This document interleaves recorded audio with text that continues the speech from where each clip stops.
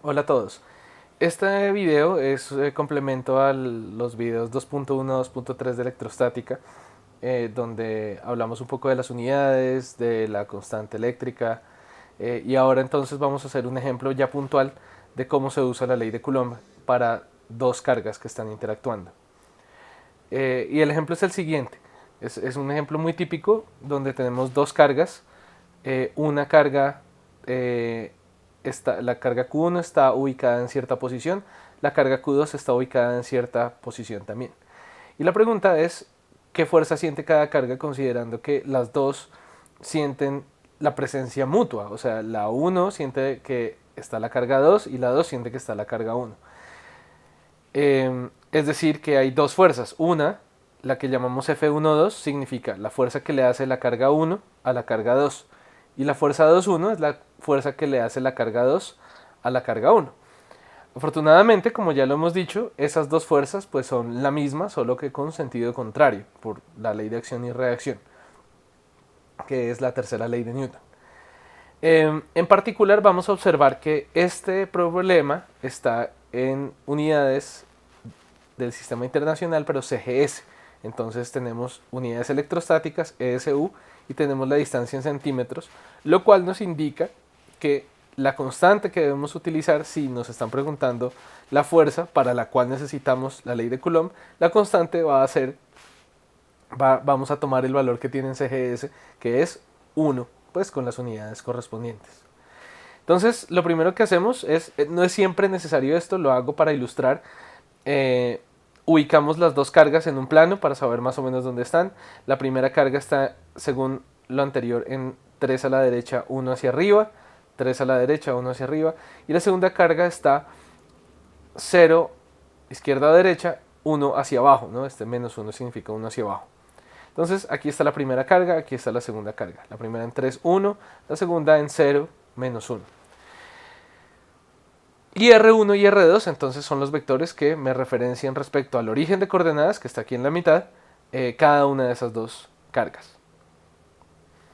Entonces la ley de Coulomb nos dice que podemos calcular la fuerza entre esas dos cargas, o sea, principalmente, no principalmente, sino vamos a empezar por la que le hace la carga 1 a la carga 2, de esta manera, como la constante eléctrica, que tiene un valor dependiendo de las unidades, el producto de las dos cargas en el sistema de unidades en el que estamos trabajando, dividido sobre la distancia entre las dos cargas al cuadrado, y esa va a ser la magnitud, y la dirección la va a dar el vector unitario que va de la carga 1 a la carga 2, y esto recordemos que ocurre porque la fuerza ocurre en una dirección que va en la línea que une a las dos cargas. Eso va a ser muy evidente más adelante. Entonces comencemos por arriba. Primero miramos, esta es la ley de Coulomb completa, la que nos dice cómo calcular esa fuerza. Pero notamos que tenemos el valor de la constante, ya lo conocemos de antes. Las cargas Q1 y Q2 en el enunciado del problema ya estaban, ya tenemos ese valor. Y la dirección ni la distancia la tenemos todavía. Entonces, claramente nos hace falta información sobre el vector que va de la carga 1 a la carga 2, porque ese vector no solo me va a decir la dirección, sino me va a decir qué tan lejos están, qué tanto están separadas esas dos cargas. Entonces lo primero que vamos a hacer es calcular la magnitud. La magnitud de ese vector significa qué distancia hay entre esas dos cargas.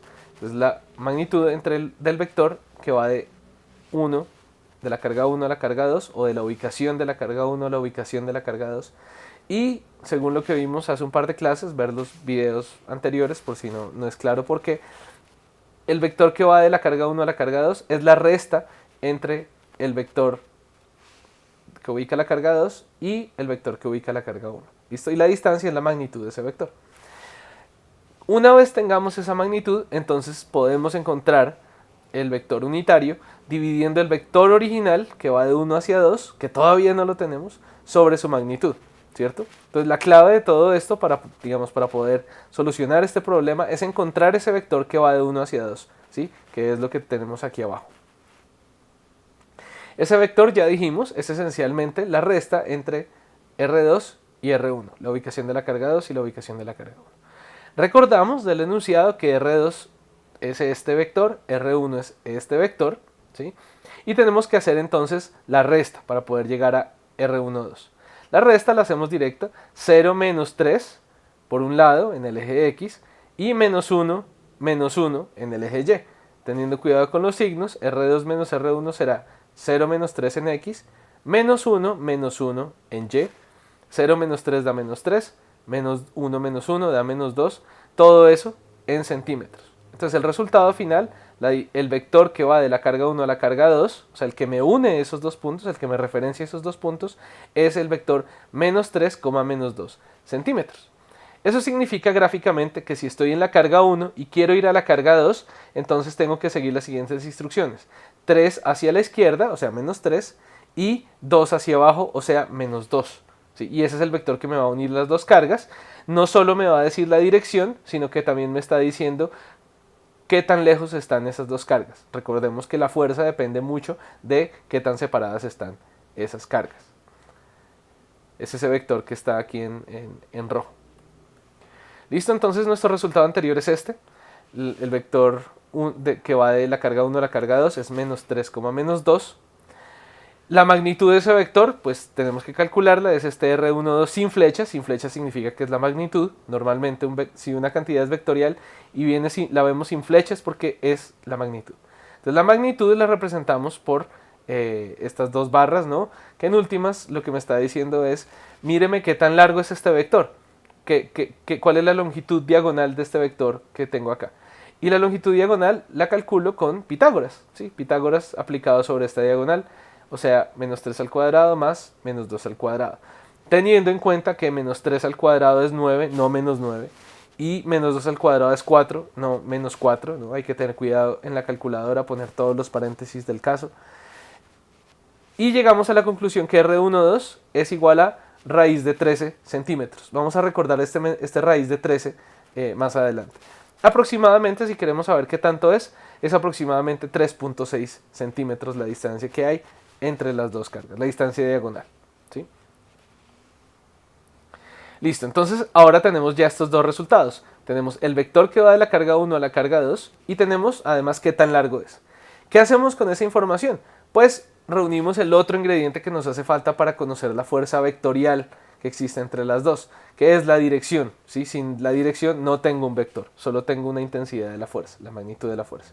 Entonces, este vector unitario ya sabemos que si tenemos las componentes, lo encontramos de esta manera. Si tenemos el ángulo, lo hacemos de una manera diferente. Pero en este caso no tenemos el ángulo, tenemos las componentes. Entonces tenemos el vector dividido sobre su magnitud. La operación es entonces coger ese vector, R12, menos 3, menos 2, y dividirlo sobre la magnitud. Las unidades, como se dan cuenta, se cancelan porque arriba es centímetros, abajo es centímetros.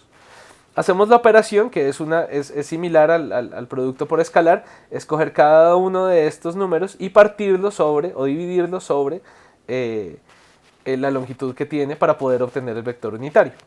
Entonces el resultado es este de acá, menos 0,83 en X, menos 0,56 en Y. Ese es el vector unitario y lo indicamos que es unitario porque tiene este gorrito aquí encima, ¿cierto? Como lo indicamos en clase. Entonces el vector unitario es un vector que apunta de 1 hacia 2, ¿sí? Pero que tiene longitud 1 apenas. No es lo largo, sino simplemente me dice la dirección está apuntando más o menos hacia allá. ¿Ok? Ese es el vector que vamos a necesitar para indicar la dirección de la fuerza más adelante.